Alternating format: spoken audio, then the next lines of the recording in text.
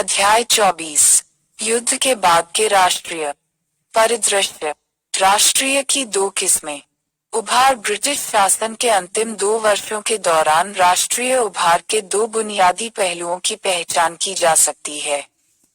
आय। सरकार, कांग्रेस और मुस्लिम लीग को शामिल करने वाली कष्टप्रद बातचीत, तेजी से सांप्रदायिक हिंसा के साथ और स्वतंत्रता और विभाजन में परिणत हुई। श्रमिकों, किसानों और राज्यों के लोगों द्वारा छिटपुट, स्थानीयकृत और अक्सर अत्यंत उग्रवादी और संयुक्त जन कार्रवाई जिसने देशव्यापी हड़ताल की लहर का रूप ले लिया। इस तरह की गतिविधि IN release movement, royal Indian navy (RIN) विद्रोह, तेभागा आंदोलन, वली विद्रोह, पंजाब किसान मोर्चा, त्रावणकोर लोगों के संघर्ष, विशेषकर पुनापरा वायलार प्रकरण और तेलंगाना किसान विद्रोह के कारण हुई। सरकार के रवैये में बदलाव। जब सरकार ने जून 1945 में कांग्रेस पर से प्रतिबंध हटा लिया और कांग्रेस नेताओं को रिहा कर दिया, तो उन्हें उम्मीद थी कि वे एक निराश लोगों को ढूंढेंगे। इसके बजाय उन्होंने उग्र भीड़ को कुछ करने के लिए अधीर पाया। 3 साल के दमन के बाद लोकप्रिय ऊर्जा फिर से उभरी। लोगों की उम्मीदें थीं। अपने नेताओं की रिहाई से बढ़ गए हैं। ब्रिटेन में कंजर्वेटिव सरकार द्वारा समर्थित विवल योजना संवैधानिक गतिरोध को तोड़ने में विफल रही। जुलाई 1945 में लेबर पार्टी ने सरकार का गठन किया। ब्रिटेन। क्लेमेंट एटली ने नए प्रधानमंत्री के रूप में पदभार संभाला और पैट्रिक लॉरेंस ने भारत के लिए राज्य के नए सचिव के रूप में पदभार संभाला। अगस्त 1945 में चुनाव। विधानसभाओं की घोषणा की, केंद्रीय और प्रांतीय। सितंबर 1945 में यह घोषणा की गई कि चुनावों के बाद एक संविधान सभा बुलाई जाएगी और सरकार क्रिप्स ऑफर की भावना के अनुसार काम कर रही थी। सरकार के परिवर्तन के रवैये द्वारा तय किया गया था। निम्नलिखित कारक। 1. युद्ध की समाप्ति के परिणामस्वरूप वैश्विक शक्ति के संतुलन में बदलाव आया। ब्रिटेन अब एक बड़ी शक्ति नहीं था, जबकि संयुक्त राज्य अमेरिका और USSR महाशक्तियों के रूप में उभरे। दोनों ने भारत के लिए स्वतंत्रता का पक्ष लिया। 2. नई लेबर सरकार भारतीय मांगों के प्रति अधिक सहानुभूतिपूर्ण थी। 3. पूरे यूरोप में समाजवादी लहर थी। कट्टरपंथी सरकारें। 4. ब्रिटिश सैनिक थके हुए थे और ब्रिटिश अर्थव्यवस्था चरमरा गई थी। 1945 तक लंदन में ब्रिटिश सरकार पर भारत का 1 पाउंड और 20 पेंस बिलियन का बकाया था और US लैंड लीज समझौते द्वारा समाप्त किया जा रहा था, जिसे अंततः केवल 2006 में भुगतान किया गया था। 5. वियतनाम और इंडोनेशिया में दक्षिण पूर्व एशिया में साम्राज्यवाद विरोधी लहर चल रही थी, जो वहां फ्रांसीसी और डच शासन को फिर से स्थापित करने के प्रयासों का विरोध कर रही थी। 6. अधिकारियों को एक और कांग्रेस विद्रोह की आशंका थी। 1942 की स्थिति का पुनरुद्धार, लेकिन संचार पर हमलों, कृषि विद्रोहों, श्रमिकों की परेशानी, सेना के असंतोष के संभावित संयोजन के कारण सरकारी अधिकारियों और पुलिस द्वारा आईएनए के लोगों की उपस्थिति में शामिल होने के कारण बहुत अधिक खतरनाक था। कुछ सैन्य अनुभव। 7. युद्ध समाप्त होने के बाद से चुनाव अपरिहार्य थे। पिछला चुनाव केंद्र के लिए 1934 में हुआ था और 1937 में प्रांतों के लिए। अंग्रेजों को पीछे हटना पड़ा होगा। लेबर सरकार ने केवल इस प्रक्रिया को कुछ हद तक तेज किया। कांग्रेस चुनाव अभियान और आईएनए परीक्षण। 1945-46 की सर्दियों में चुनाव हुए। राष्ट्रवादी उद्देश्यों के लिए चुनाव अभियान की सबसे महत्वपूर्ण विशेषता यह थी कि इसने भारतीयों को अंग्रेजों के खिलाफ लामबंद करने की कोशिश की। इसने न केवल लोगों से वोट की अपील की। चुनाव अभियान ने 1942 के भारत छोड़ो आंदोलन के राज्य दमन के खिलाफ राष्ट्रवादी भावनाओं को व्यक्त किया। यह शहीदों का महिमामंडन और अधिकारियों की निंदा करके किया गया था। नेतृत्वविहीन लोगों के बहादुर प्रतिरोध की सराहना की गई। शहीदों के स्मारक बनाए गए। पीड़ितों के लिए राहत राशि एकत्र की गई। दर्द पैदा करने के लिए जिम्मेदार अधिकारियों की निंदा की गई और जांच के वादे और दोषी अधिकारियों को सजा की धमकी दी गई। सरकार ऐसे भाषणों को रोकने में विफल रही है। इसका सेवाओं के मनोबल पर विनाशकारी प्रभाव पड़ा। कांग्रेस के मंत्रालयों की वापसी की संभावना, विशेषकर उन प्रांतों में जहां दमन सबसे क्रूर था, ने सरकारी सेवाओं में काम करने वालों के डर को और बढ़ा दिया। कांग्रेस के साथ एक सज्जन का समझौता सरकार को आवश्यक लग रहा था। ईना पाउस के परीक्षण के खिलाफ बड़े पैमाने पर दबाव, जिसे कभी कभी ज्वालामुखी के किनारे के रूप में वर्णित किया जाता है, सरकार की नीति में एक निर्णायक बदलाव लाया।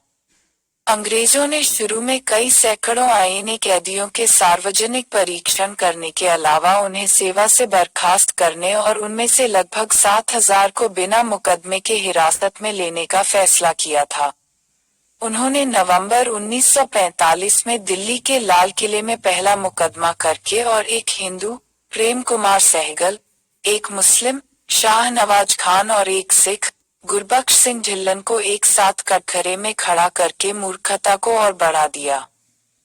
वियतनाम और इंडोनेशिया में फ्रांसीसी और डच औपनिवेशिक शासन को बहाल करने के लिए भारतीय सेना की इकाइयों के उपयोग द्वारा एक और मुद्दा प्रदान किया गया था। इसने शहरी आबादी और सेना के एक वर्ग के बीच साम्राज्यवाद विरोधी भावना को बढ़ाया। आईएनए कैदियों के लिए कांग्रेस का समर्थन सितंबर 1945 में बॉम्बे में युद्ध के बाद के पहले कांग्रेस अधिवेशन में एक मजबूत प्रस्ताव पारित किया गया था, जिसमें घोषणा की गई थी। आईएनए के लिए कांग्रेस का समर्थन। अदालत में आईएनए कैदियों की रक्षा का आयोजन भुलाभाई देसाई, तेज बहादुर सप्राव, कैलाश नाथ काटजू, जवाहरलाल नेहरू और आसफ अली द्वारा किया गया था। ईना राहत एवं जांच समिति ने छोटे बांटे पैसे और भोजन की रकम और रोजगार की व्यवस्था में मदद की। प्रभावितों के लिए कोष संग्रह का आयोजन किया गया। आईएनए आंदोलन एक मील का पत्थर कई मायने रखता है। आईएनए कैदियों की रिहाई के लिए जिस उच्च गति और तीव्रता के साथ अभियान चलाया गया वह अभूतपूर्व था। दैनिक संपादकीय के साथ व्यापक प्रेस कवरेज के माध्यम से आंदोलन को व्यापक प्रचार मिला। पैम्फलेट का वितरण जिसमें अक्सर बदला लेने की धमकी होती थी, इसी तरह के संदेश देने वाले भित्तिचित्र, सार्वजनिक बैठकें आयोजित करना और आईएनए दिवस 12 नवंबर 1945 और आईएनए सप्ताह 5 नवंबर -11 अभियान देश के एक विस्तृत क्षेत्र में फैल गया और विविध सामाजिक समूहों और राजनीतिक दलों की भागीदारी देखी गई। जबकि आंदोलन के तंत्र का केंद्र दिल्ली, बॉम्बे, कलकत्ता, मद्रास, संयुक्त प्रांत के शहर और पंजाब थे, यह अभियान कुर्ग, बलूचिस्तान और असम जैसे दूर के स्थानों में फैल गया। भागीदारी के रूपों में फिल्म सितारों, नगरपालिका समितियों, विदेशों में रहने वाले भारतीयों और गुरुद्वारों से लेकर तांगवालों तक के कई लोगों द्वारा किए गए फंड योगदान शामिल थे। बैठकों में भागीदारी, दुकानें बंद करने वाले दुकानदार, कैदियों की रिहाई की मांग करने वाले राजनीतिक समूह, आईएनए फंड में योगदान, छात्र बैठकें और कक्षाओं का बहिष्कार, किसान सम्मेलनों का आयोजन और अखिल भारतीय महिला सम्मेलन ने आईएनए कैदियों की रिहाई की मांग की। कांग्रेस के अलावा अलग अलग डिग्री में आईएनए के कारण का समर्थन करने वालों में मुस्लिम लीग, कम्युनिस्ट पार्टी, यूनियनिस्ट, अकाली, जस्टिस पार्टी, रावलपिंडी में अरार, राष्ट्रीय स्वयंसेवक संघ, हिंदू महासभा और सिख लीग शामिल थे। प्रो आईएनए भावनाएं राज्य के पारंपरिक गढ़ों में सामने आईं। सरकारी कर्मचारियों ने चंदा इकट्ठा किया। वफादार सज्जनों ने उपाधियों के साथ सरकार से अच्छे भारत ब्रिटिश संबंधों के लिए परीक्षणों को छोड़ने की अपील की। सशस्त्र बलों के लोग अप्रत्याशित रूप से सहानुभूति रखते थे और बैठकों में भाग लेते थे। रिहा किए गए लोगों को प्राप्त करते थे, अक्सर वर्दी में, और धन का योगदान करते थे। केंद्रीय विषय भारतीयों से संबंधित मामले को तय करने के ब्रिटेन के अधिकार पर सवाल बन गया। ब्रिटेन ने आईने मुद्दे के राजनीतिक महत्व को महसूस किया, जिसने हर दिन भारतीय बनाम ब्रिटिश रंग का रूप धारण कर लिया। 3 उतार चढ़ाव शीतकालीन 1945-46 राष्ट्रवादी भावना जो आईने परीक्षणों के आसपास चरम पर पहुंच गई थी। 1945-46 की सर्दियों में सत्ता के साथ हिंसक टकराव में बदल गई। 3 प्रमुख थे। विद्रोह 1 21 नवंबर 1945 कलकत्ता में आईएनए परीक्षणों पर 2 फरवरी 11 1946 कलकत्ता में आईएनए अधिकारी राशिद अली को 7 साल की सजा के खिलाफ 3 18 फरवरी 1946 को बॉम्बे में रॉयल इंडियन नेवी रेटिंग द्वारा हड़ताल। 3 चरण पैटर्न। तीनों उतार चढ़ाव ने एक समान 3 चरण पैटर्न दिखाया। Stay jail. जब एक समूह प्राधिकरण की अवहेलना करता है और दमित होता है। इस चरण के पहले उदाहरण 21 नवंबर 1945 में एक छात्र जुलूस जिसमें कुछ forward block Hamdard, student federation of India SFI के कार्यकर्ता और इस्लामिया कॉलेज के छात्र शामिल थे, जो लीग और कांग्रेस के साथ शामिल हुए थे। उन्होंने झंडे बांधे। साम्राज्यवाद विरोधी एकता के प्रतीक के रूप में कलकत्ता में सरकार की सीट डलहौजी स्क्वायर तक मार्च किया। इन प्रदर्शनकारियों ने तितर बितर होने से इनकार कर दिया और उन पर लाठीचार्ज किया गया। उन्होंने पथराव और ईंट पत्थर फेंककर जवाबी कार्रवाई की। पुलिस ने फायरिंग भी की जिसमें 2 लोगों की मौत हो गई। अगले चरण में 11 फरवरी 1946 विरोध का नेतृत्व मुस्लिम लीग के छात्रों ने किया, जिसमें कुछ कांग्रेस और कम्युनिस्ट छात्र संगठन शामिल हुए। कुछ गिरफ्तारियों ने छात्रों को धारा 144 का उल्लंघन करने के लिए उकसाया। अधिक गिरफ्तारियां हुईं और आंदोलनकारी छात्रों पर लाठीचार्ज किया गया। नेवल रेटिंग्स द्वारा विद्रोह 18 फरवरी 1946 को HMIS तलवार की कुछ 1100 रॉयल इंडियन नेवी रेटिंग के विरोध में हड़ताल पर गए। नस्लीय भेदभाव, भारतीयों के लिए समान वेतन की मांग और सफेद सैनिक स्वाधीन भोजन। वरिष्ठ अधिकारियों द्वारा दुर्व्यवहार HMIS पर भारत छोड़ो लिखने के लिए रेटिंग की गिरफ्तारी। आईएनए परीक्षण तथा तलवार इंडोनेशिया में भारतीय सैनिकों का उपयोग, उनकी वापसी की मांग। विद्रोही रेटिंग्स ने विद्रोही बेड़े के मस्तूल पर तिरंगा, अर्धचंद्र और हथौड़े और दरांती के झंडे फहराए। अन्य रेटिंग जल्द ही शामिल हो गईं और वे यूरोपियों और पुलिसकर्मियों को धमकाते हुए कांग्रेस के झंडे पकड़े लॉरियों में बॉम्बे के आसपास चले गए।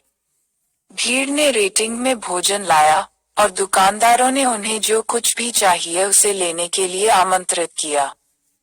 चरण 2। जब शहर के लोग शामिल होते हैं तो इस चरण में एक उग्र ब्रिटिश विरोधी मूड के रूप में चिन्हित किया गया था, जिसके परिणामस्वरूप कलकत्ता और बॉम्बे का आभासी पक्षाघात हुआ था। यूरोपीय लोगों, पुलिस स्टेशनों, दुकानों, ट्राम डिपो, रेलवे स्टेशनों, बैंकों पर बैठकें, जुलूस, हड़तालें और हमले हुए। इसके अलावा पटरियों पर बैठकर और सड़कों पर बैरिकेडिंग करके रेल और सड़क यातायात को रोक दिया गया। चरण 3। जब देश के अन्य हिस्सों में लोग सहानुभूति और एकजुटता व्यक्त करते हैं, जबकि छात्रों ने कक्षाओं का बहिष्कार किया और अन्य छात्रों और रेटिंग के साथ सहानुभूति व्यक्त करने के लिए हड़तालों और जुलूसों का आयोजन किया। कराची, मद्रास, विशाखापत्तनम, कलकत्ता, दिल्ली में सैन्य प्रतिष्ठानों में सहानुभूतिपूर्ण हमले हुए। कोचीन, जामनगर, अंडमान, बहरीन और अदन। रॉयल इंडियन एयरफोर्स द्वारा बॉम्बे, पूना, कलकत्ता, जेसोर और अंबाला में हमले किए गए। पटेल और जिन्ना ने रेटिंग को सरेंडर करने के लिए राजी किया। 23 फरवरी को इस आश्वासन के साथ कि राष्ट्रीय दल किसी भी तरह के उत्पीड़न को रोकेंगे। क्षमता और प्रभाव का मूल्यांकन। तीन उभार कई मायनों में महत्वपूर्ण थे। जनता द्वारा निर्भीक कार्रवाई किसकी अभिव्यक्ति थी? जनमानस में उग्रवाद, सशस्त्र बलों में विद्रोह का लोगों के मन पर एक महान मुक्ति प्रभाव पड़ा। ऋण विद्रोह को अंत को चिन्हित करने वाली घटना के रूप में देखा गया था। ब्रिटिश शासन की इन उभारों ने अंग्रेजों को कुछ विस्तार करने के लिए प्रेरित किया। रियायतें आए। 1 दिसंबर 1946 को सरकार ने घोषणा की कि केवल उन ईना सदस्यों पर मुकदमा चलाया जाएगा जिन पर साथी कैदियों की हत्या या क्रूर व्यवहार का आरोप लगाया गया था। पहले के खिलाफ पारित कारावास की सजा। बैच को जनवरी 1947 में प्रेषित किया गया था। भारतीय सैनिकों को भारत चीन से हटा लिया गया और फरवरी 1947 तक इंडोनेशिया भारत में एक संसदीय प्रतिनिधिमंडल भेजने का निर्णय नवंबर 1946 लिया गया। कैबिनेट मिशन को भेजने का निर्णय जनवरी 1946 में लिया गया था। लेकिन क्या इन घटनाओं के दौरान देखी गई सांप्रदायिक एकता को सांप्रदायिकता से बाहर निकलने का रास्ता दिया जा सकता था? गतिरोध, या दूसरे शब्दों में इनमें क्या क्षमता थी? उभार, यह उभार सत्ता के साथ प्रत्यक्ष और हिंसक संघर्ष की प्रकृति के थे, जिनकी स्पष्ट सीमाएं थीं। केवल अधिक उग्रवादी वर्ग ही भाग ले सकते थे।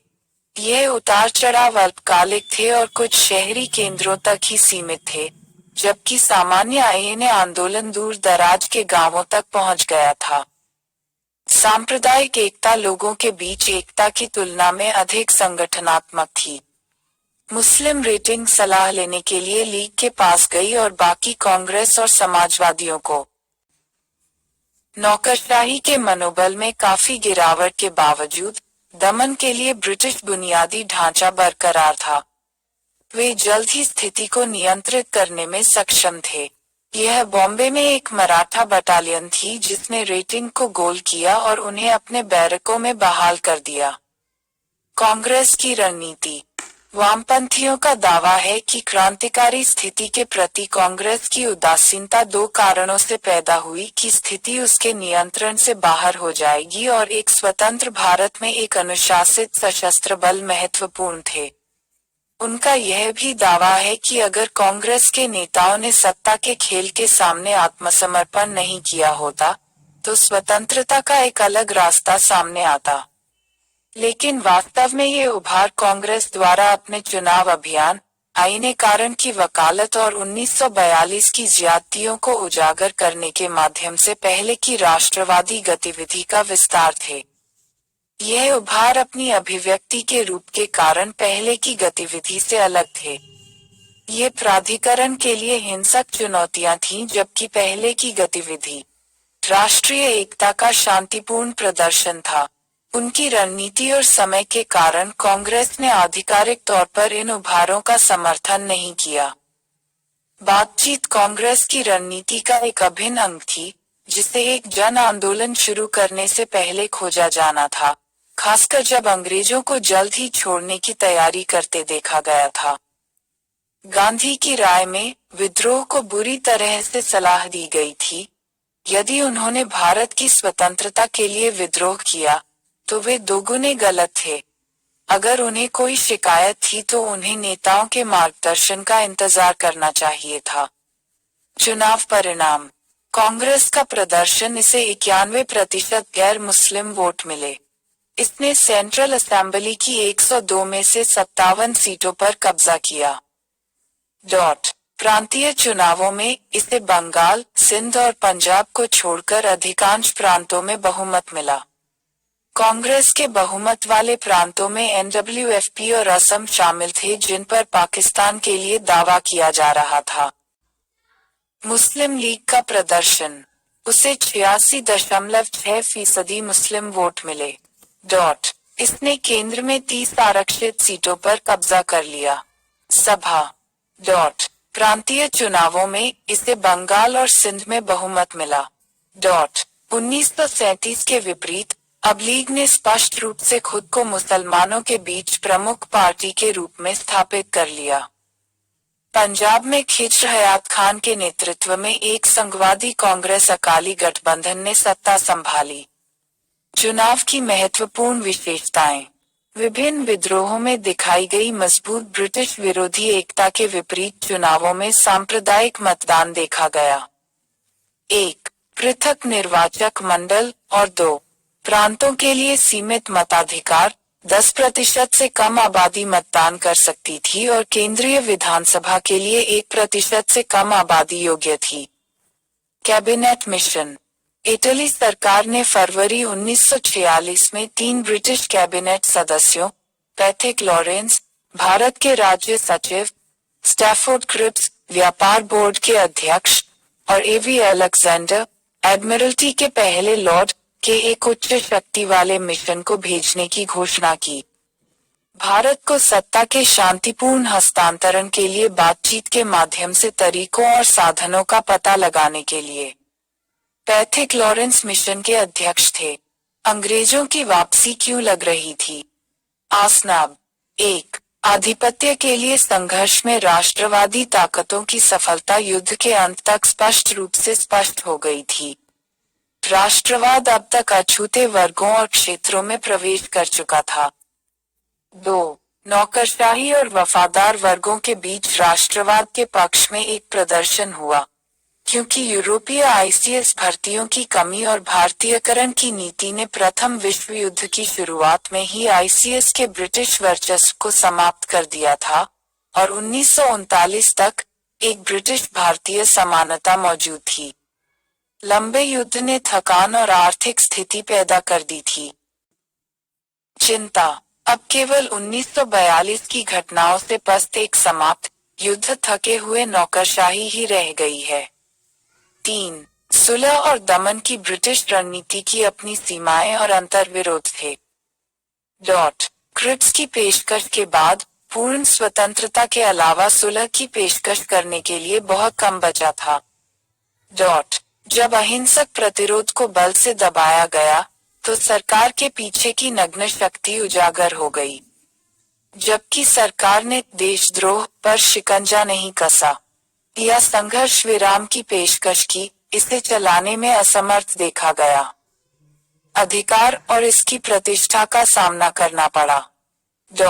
कांग्रेस को लुभाने के प्रयासों ने वफादारों को निराश कर दिया।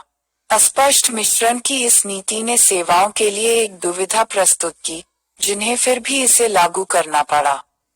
प्रांतों में कांग्रेस के मंत्रिमंडलों के सत्ता में आने की संभावना ने इस दुविधा को और बढ़ा दिया।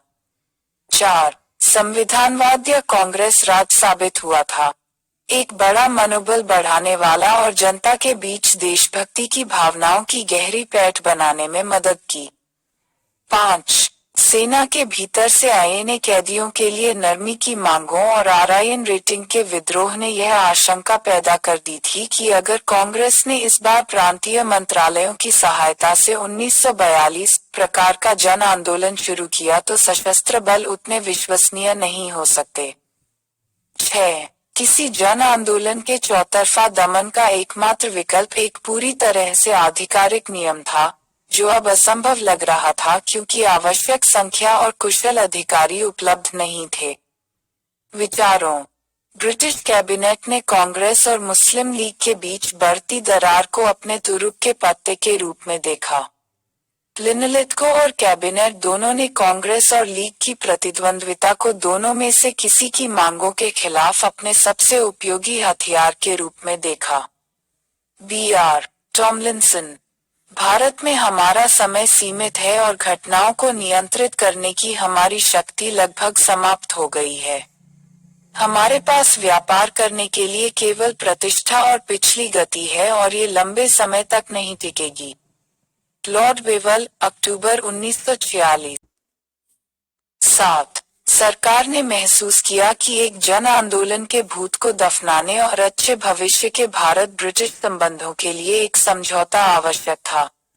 अब ब्रिटिश नीति निर्माताओं का व्यापक उद्देश्य साम्राज्यवाद के बाद के भारत की सत्ता और प्रकृति के हस्तांतरण के तौर तरीकों पर एक समझौते के बाद एक सुंदर वापसी था।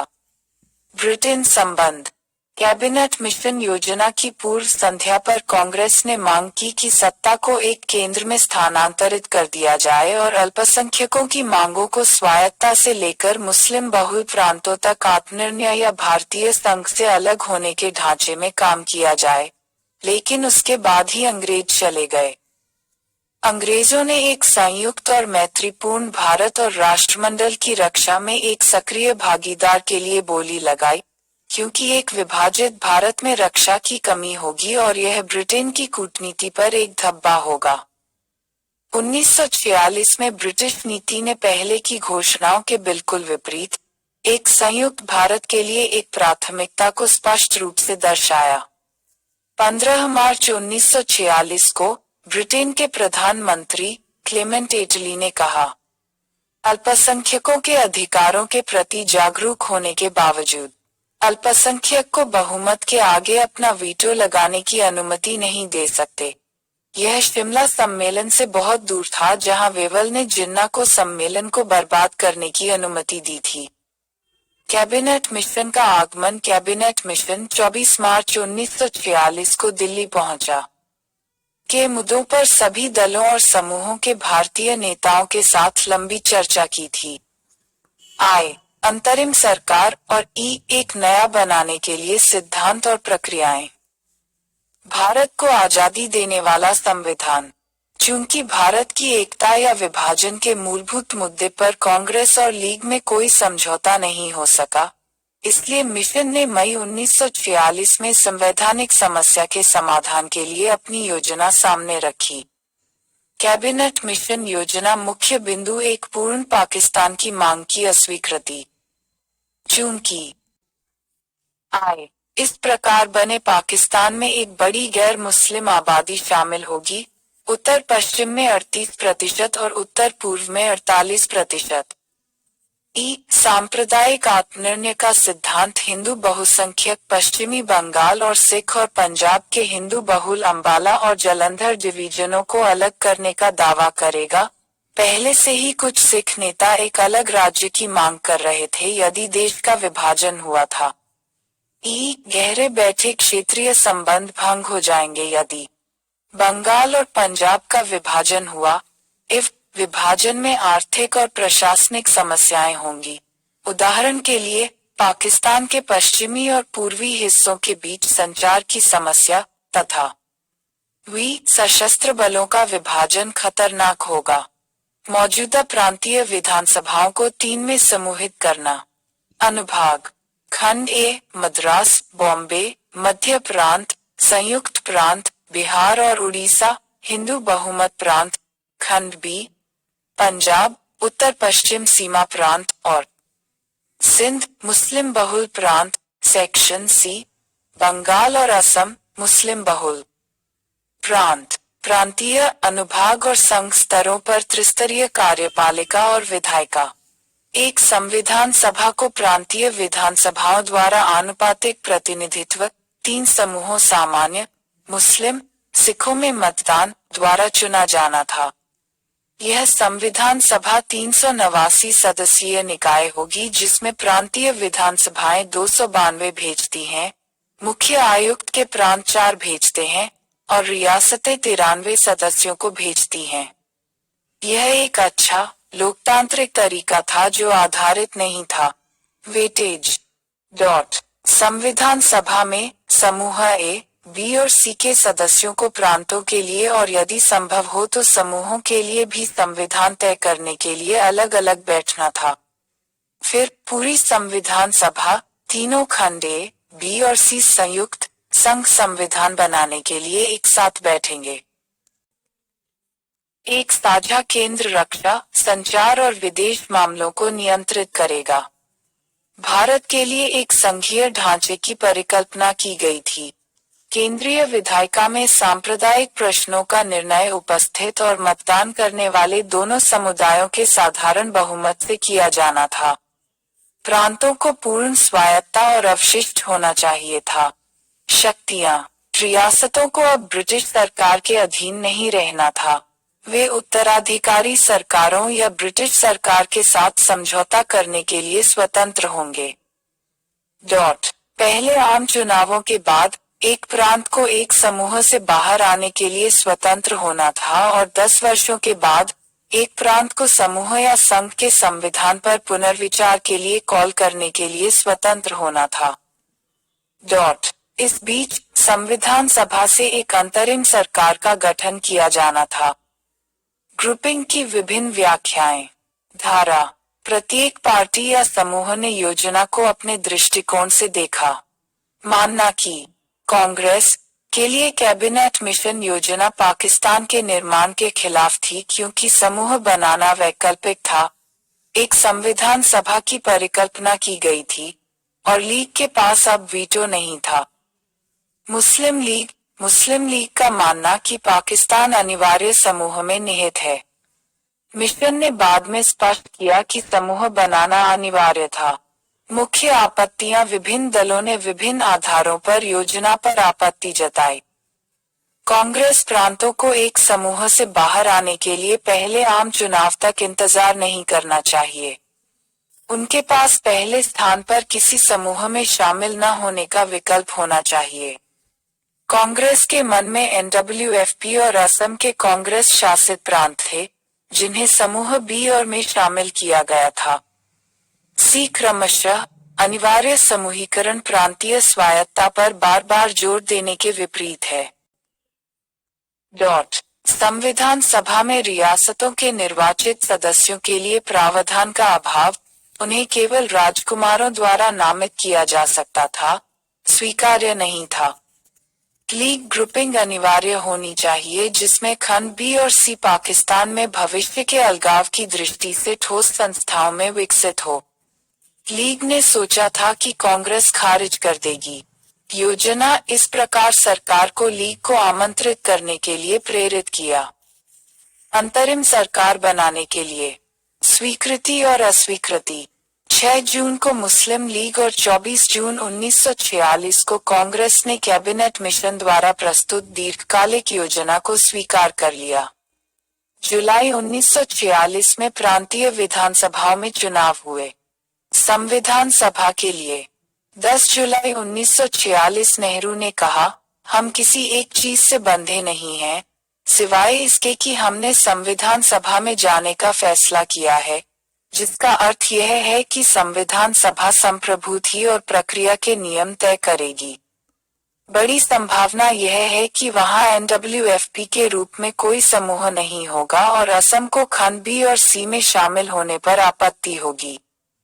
29 जुलाई 1946 लीग ने नेहरू के बयान के जवाब में दीर्घकालिक योजना की अपनी स्वीकृति वापस ले ली और पाकिस्तान को हासिल करने के लिए 16 अगस्त से सीधी कार्रवाई का आह्वान किया। वेवल की ब्रेकडाउन योजना। वेवल ने मई 1946 में कैबिनेट मिशन को अपनी योजना प्रस्तुत की। इसने दमन और स्कटल के बीच एक मध्य मार्ग की कल्पना की।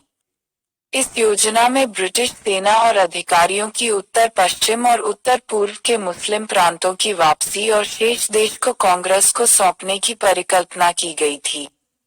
हालांकि कैबिनेट मिशन योजना द्वारा प्रतिस्थापित किया गया, वेवल की योजना इसका प्रमाण थी। भविष्य में कांग्रेस के नेतृत्व वाले किसी भी विद्रोह को दबाने की असंभवता को ब्रिटिश मान्यता तथा कुछ उच्च आधिकारिक हलकों में पाकिस्तान का उत्तरी आयरलैंड बनाने की इच्छा